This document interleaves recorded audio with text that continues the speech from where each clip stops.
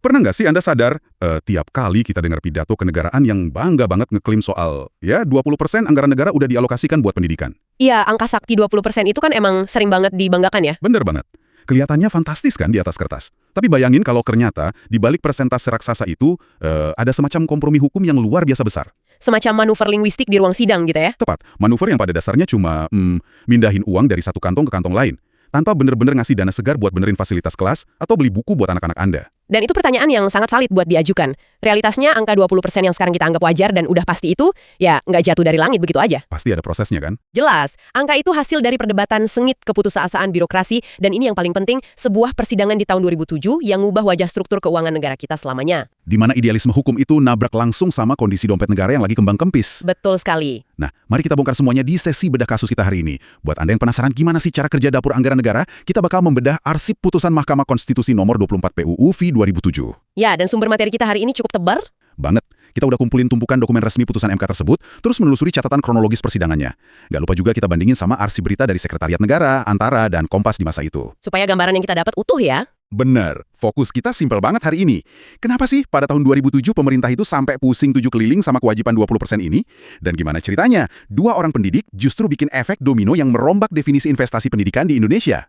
Untuk paham skala kepanikan pemerintah saat itu, kita harus narik mundur ke akar masalahnya, yaitu di dalam Undang-Undang Dasar 1945 kita. Oke, mari kita mulai dari dasar konstitusinya. Nah, pada pasal 31 ayat 4, konstitusi kita tuh dengan sangat berani mengamanatkan kalau negara memprioritaskan anggaran pendidikan sekurang-kurangnya 20% dari APBN dan APBD. Visi yang sangat luhur dong ya, biar pendidikan nggak jadi prioritas nomor 2 lagi. Iya, secara prinsip luhur banget, tapi menetapkan persentase di dalam konstitusi itu satu hal kan? Nah, nyari uang tunainya di kas negara, nah itu hal yang sama sekali beda. Tunggu dulu, maksudnya pemerintah saat itu benar-benar nggak punya uangnya? Kan kalau udah ditulis di konstitusi, sifatnya mutlak dan harus dieksekusi apapun yang terjadi kan? Di atas kertas, ya wajib mutlak.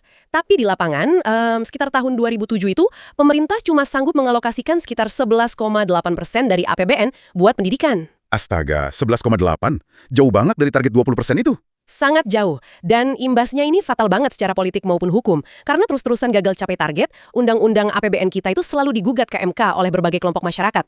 Tiap tahun loh ini. Wah, tiap tahun digugat karena dianggap melanggar konstitusi.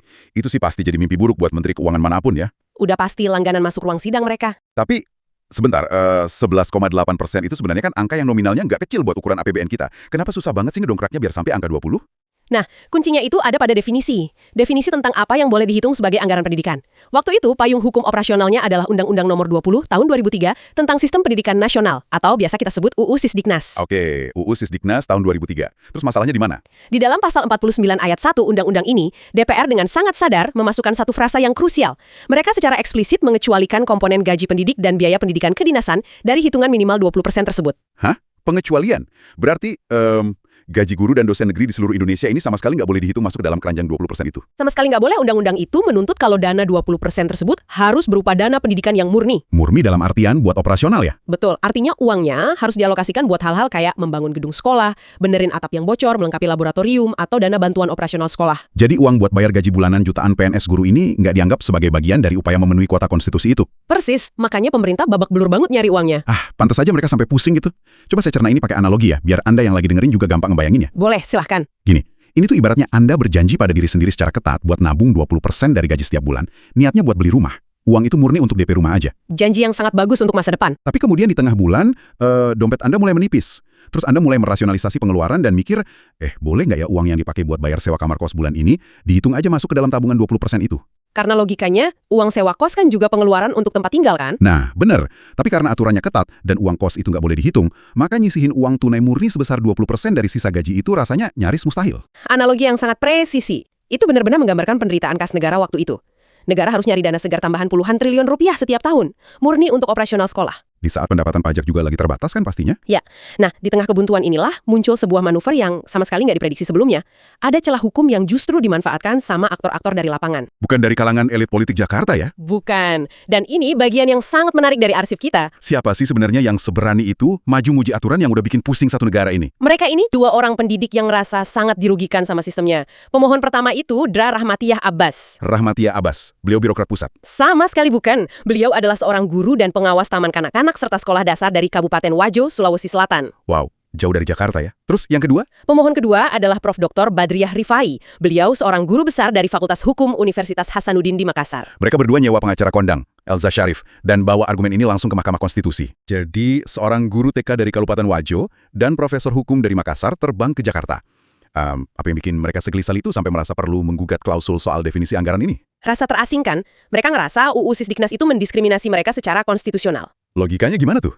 Gini logikanya, guru dan dosen itu kan nyawa dari pendidikan itu sendiri. Tanpa pendidik, ya nggak ada sistem pendidikan. Lalu pertanyaannya, kenapa komponen gaji mereka justru dikeluarkan atau seolah-olah dianaktirikan dari definisi perlindungan anggaran pendidikan yang 20% tadi? Oh, jadi karena gaji nggak dihitung masuk kuota, mereka merasa nggak diprioritaskan ya? Betul, mereka merasa karena gaji dikeluarkan dari perhitungan, pemerintah jadi nggak punya tekanan hukum yang mendesak untuk naikin kesejahteraan material mereka. Saya mulai lihat arahnya nih. Jadi mereka berasumsi, kalau gaji diizinkan masuk ke dalam keranjang suci 20% itu, pemerintah pasti bakal lebih memperhatikan nasib dan kesejahteraan mereka seiring dengan makin besarnya porsi anggaran itu di atas kertas. Itu harapan utama mereka. Dan yang bikin situasi ini makin meledak adalah hitung-hitungan matematis di baliknya. Oh ya, coba kita main matematika sedikit. Gimana hitungannya? Kalau frasa pengecualian dalam UU Sisdiknas itu dibatalkan, dan jutaan gaji PNS guru tiba-tiba diizinkan masuk ke dalam kalkulator APBN sebagai anggaran pendidikan, dampaknya itu instan banget. Instan gimana? Langsung melonjak angkanya? Banget. Angka 11,8% yang bikin pemerintah pusing tadi, akan langsung melompat drastis jadi sekitar 18%. Hah? Cuma dengan masukin komponen gaji yang emang tiap bulan udah dibayar sama negara? Ya, hampir menyentuh garis finish konstitusi, tanpa pemerintah harus repot-repot nyari sumber pendapatan baru yang fresh. Tunggu dulu, saya agak tersesat di sini. Kalau kita sekedar geser tiang gawang aja, dengan masukin komponen gaji ke dalam kuota 20% itu, persentasenya di atas kertas memang membesarkan. Tapi realitas uangnya kan nggak bertambah. Tepat sekali. Maksud saya uang seger yang seharusnya disebar ke daerah buat beli mikroskop benerin jendela kelas yang pecah, atau nambah koleksi perpustakaan. Justru kapasitasnya jadi sangat terbatas dong. Kan kita cuma ganti label dari pengeluaran yang udah ada aja. Anda baru aja menyuarakan ketakutan terbesar dari para ahli pendidikan saat itu. Pertanyaan kritis Anda ini juga yang ngejelasin kenapa suasana di ruang sidang MK pas kasus ini digelar itu berubah jadi sangat absurd. Absurd? Gimana maksudnya? Bukannya sidang MK itu biasanya arena adu argumen yang panas ya? Ya kan pemohon nyerang undang-undang, terus perwakilan pemerintah mati-matian ngebela kalau undang-undangnya udah bener. Normalnya sih begitu. Hakim MK juga terbiasa lihat perdebatan sengit. Tapi kali ini beda. Ketika pemerintah dipanggil buat ngasih keterangan, perwakilannya waktu itu Menteri Hukum dan HAM, Andi Matalata. Oke, terus apa yang dia bilang? Beliau justru menyatakan bahwa pemerintah sependapat dengan para pemohon. Pemerintah digugat supaya aturan mereka dibatalkan, dan mereka malah bilang, oh ya silakan kami setuju. Iya, mereka nggak memberikan perlawanan sama sekali terhadap ide buat masukin komponen gaji pendidik ke dalam hitungan 20%. Bahkan Ketua MK saat itu, Prof. Jimli Asidiki, dilaporkan sampai keheranan lihat dinamika sidang ini. Kebayang sih kebingungannya Prof. Jimli. Pemohon sama termohon kok malah jalankan dengan tangan dengan tujuan yang sama. Betul! Tapi kalau kita lihat dari kacamata keputusasaan birokrasi yang tadi kita bahas, ini sangat masuk akal loh. Gugatan dari dua pendidik ini ibarat angin segar yang turun dari langit buat pemerintah. Tiket keluar gratis ya dari status pelanggar konstitusi yang mereka sandang tiap tahun itu. Tepat banget. Pemerintah seketika terbebas dari tuntutan nyari dana segar puluhan triliun rupiah tiap tahun. Wah, ini ironis banget sih. Balik lagi ke analogi tabungan kos tadi ya. Ini tuh kayak Anda udah stres setengah mati karena gagal nabung buat DP rumah. Terus tiba-tiba ada perencana keuangan datang dan bilang, secara hukum kamu berhak loh ngitung uang sewa kos bulan ini sebagai tabungan rumah masa depanmu. Dan pastinya Anda bakal langsung setuju dengan senang hati kan? Ya, jelas. Beban moral dan finansial lenyap seketika. Padahal uang di dompet nominalnya ya sama aja. Betul. Namun, ini bagian pentingnya. Di tengah kesepakatan diam-diam antara pemerintah dan pemohon ini, kita nggak boleh melupakan satu sejarah penting. Mengapa DPR pada tahun 2003 itu awalnya bersikap keras mati-matian ngeluarin gaji dari hitungan 20%? Oh ya, mari kita bersikap adil. Kita harus lihat dari sudut pandang pembuat undang-undangnya juga. Apa sih yang ditakutin DPR waktu mereka ngerumusin UU Sisdiknas itu? Ketakutan mereka itu murni didasarkan pada realitas otonomi daerah yang rumit di Indonesia. Kita ambil contoh kasus yang dipelajari DPR saat itu ya, Anggaran Pendapatan dan Belanja Daerah, atau APBD, di Papua. Oke, Papua. Kondisinya gimana waktu itu? Wilayah Papua itu kan sangat luas. Mereka butuh guru PNS dalam jumlah yang luar biasa banyak buat disebar ke pelosok-pelosok. Nah, komponen gaji guru ini otomatis makan porsi yang luar biasa besar dari kas daerah mereka. Sampai berapa persen emangnya? Faktanya, hanya untuk membayar gaji birokrasi pendidikannya saja, Papua saat itu udah menghabiskan sekitar 40% dari total APBD mereka. Astaga, 40% APBD habis cuma buat bayar gaji. Itu sebelum ngomongin soal kualitas fasilitas dan sarana-prasarana sekolah. Sama sekali belum ngomongin fasilitas. Nah, bayangin kalau undang-undang mengizinkan gaji dihitung sebagai bagian dari kuota 20%. Wah, saya bisa tebak nih arahnya. Ya, pemerintah daerah manapun yang punya banyak guru PNS bisa dengan gampang bilang, loh kami udah mengalokasikan 40% APBD buat pendidikan, jadi kewajiban konstitusi kami udah selesai dan malah lebih. Padahal angka 40% itu murni kesedot buat gaji rutin pegawai aja ya? Betul. Kalau daerah ngerasa udah menuhin target konstitusi, mereka nggak bakal punya insentif atau dorongan hukum lagi buat ngeluarin dana tambahan demi kesejahteraan muridnya. Sama sekali nggak ada. Uang buat program pelatihan guru yang beneran, pengadaan buku, pemeliharaan gedung yang reot, semuanya bakal diabaikan. Karena mereka ngerasa udah lulus standar undang-undang. Nah, itulah inti ketakutan DPR tahun 2003. Kalau gaji dicampur ke dalam keranjang 20% itu, maka maknanya buat kemajuan real mutu pendidikan di kelas akan tereduksi jadi nol besar. Uang yang ngalir ke sekolah cuma sekedar cukup buat mempertahankan status quo birokrasi aja jadinya ya. Persis. Niat DPR itu sebenarnya sangat protektif. Mereka pengen memagari dana 20% itu khusus buat anak didik dan peningkatan mutu sekolah secara fisik dan program. Gila, ini bikin dilema hukumnya jadi kerasa tragis banget. Di satu sisi ada idealisme kuat buat menjaga uang mutu pendidikan.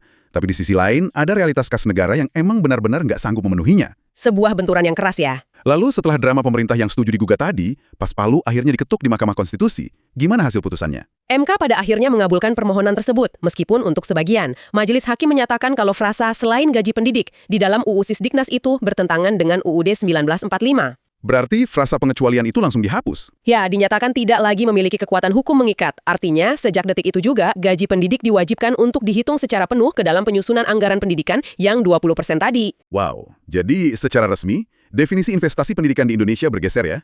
Dari yang tadinya murni dana operasional dan mutu, sekarang udah termasuk dana rutin pegawai. Dan ada argumen pragmatis dari MK soal ini. Majelis Hakim menyatakan, dengan dimasukkannya komponen gaji ini, target 20% itu jadi sangat rasional buat dicapai. Oh, semacam ngasih jalan keluar ya? Iya, sehingga ke depannya, MK bilang nggak boleh ada alasan apapun lagi dari pemerintah, baik pusat maupun daerah, buat nunda-nunda atau beralasan kurang uang dalam memenuhi alokasi 20% tersebut. Semacam teguran tegas ya? Kayak, nih kami udah permudah hitung-hitungannya buat kalian, jadi jangan ada lagi alasan melanggar konstitusi tahun depan. Kira-kira begitu pesannya. Tapi, saya perhatiin di arsip dokumen putusan ini, ada bagian yang halamannya lumayan tebal di belakang. Ternyata suara dari para hakim konstitusi itu nggak bulat ya. Wah, Anda jeli sekali. Ini yang menurut saya merupakan salah satu momen paling bersejarah dalam jurisprudensi kita.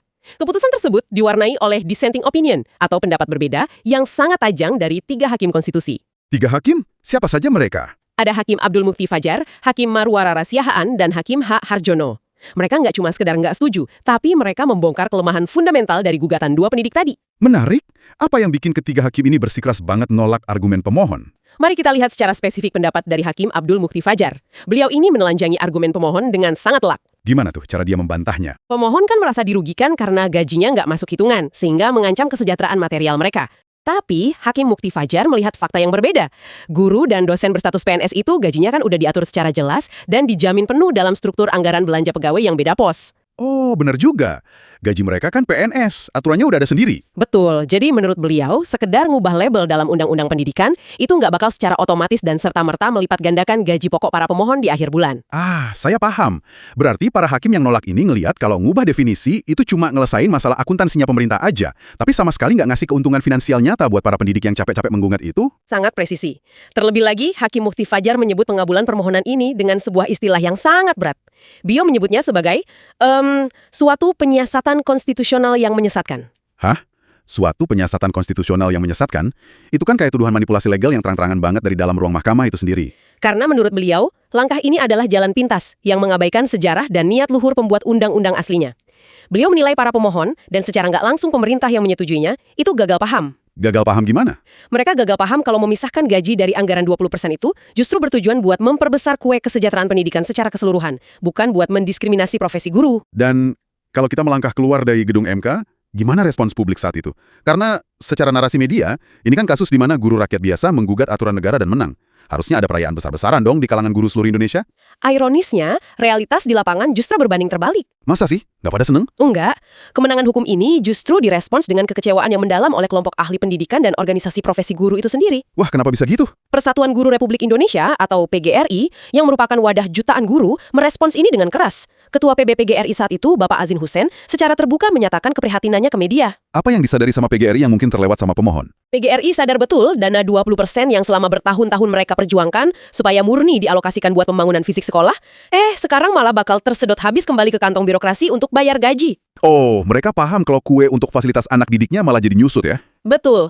Hal senada juga disuarakan dengan lantang oleh pakar pendidikan Prof. Dr. Sudijarto dari Center for Indonesian and National Policy Studies. Apa argumen dari Prof. Sudijarto? Beliau mempertanyakan gimana mungkin visi besar konstitusi buat mencerdaskan kehidupan bangsa bisa dicapai kalau uang segar buat ningkatin mutu operasional jadi sangat minim gara-gara porsinya udah dicaplok duluan sama belanja rutin pegawai. Ya ampun, ini sih kayak memenangkan pertempuran kecil tapi kehilangan seluruh peperangan jangka panjangnya ya. Analogi yang pas, sebuah kemenangan yang hampa. Pemohon dapat pengakuan hukum, pemerintah dapat kebebasan dari label pelanggar konstitusi tiap tahun. Tapi ruang kelas di daerah terpencil tetap aja reot karena uang pembangunannya ternyata nggak pernah benar-benar bertambah. Cuma berganti label akuntansi aja di laporan APBN. Kesimpulan yang sangat akurat. Putusan MK nomor 24 tahun 2007 ini pada akhirnya menggeser secara fundamental cara negara kita mengalokasikan dan membicarakan anggaran pendidikan. Masalah konstitusional pemerintah emang selesai seketika di hari Palu diketuk. Tapi beban realnya ya tetap ada. Ya, beban buat benar-benar ngedongkrak kualitas pendidikan secara material, kayak beli alat peraga atau benerin fasilitas, jadi kerasa jauh lebih berat. Karena batas psikologis 20% itu sekarang kerasa gampang banget buat diraih kapanpun. Wah, pembahasan kali ini benar-benar membuka mata banget. Lalu, apa sih dampaknya untuk Anda yang lagi dengerin obrolan kita hari ini? Kenapa Anda harus peduli pada sebuah putusan hukum dari belasan tahun yang lalu ini? Karena dampaknya masih hidup dan bernafas di dalam berita-berita yang Anda baca setiap hari sampai sekarang. Bener banget. Mulai detik ini, tiap kali Anda dengar pidato atau baca berita yang dengan bangga ngeklaim kalau, wah, pemerintah telah sukses memenuhi komitmen 20% anggaran pendidikan, Anda nggak akan lagi nelan angka itu mentah-mentah. Anda akan mulai kritis membedah angka tersebut. Anda bakal nanya dalam hati, dari ratusan triliun rupiah yang dibanggakan itu, berapa persen sih yang sebenarnya cuma buat bayar gaji rutin pegawai, dan berapa persen yang benar-benar uang baru untuk inovasi pembelajaran anak-anak kita? Ya, pengetahuan sejarah hari ini ngubah Anda dari sekedar pendengar pasif, jadi warga negara yang kritis terhadap cara negara mengelola uang pajak Anda.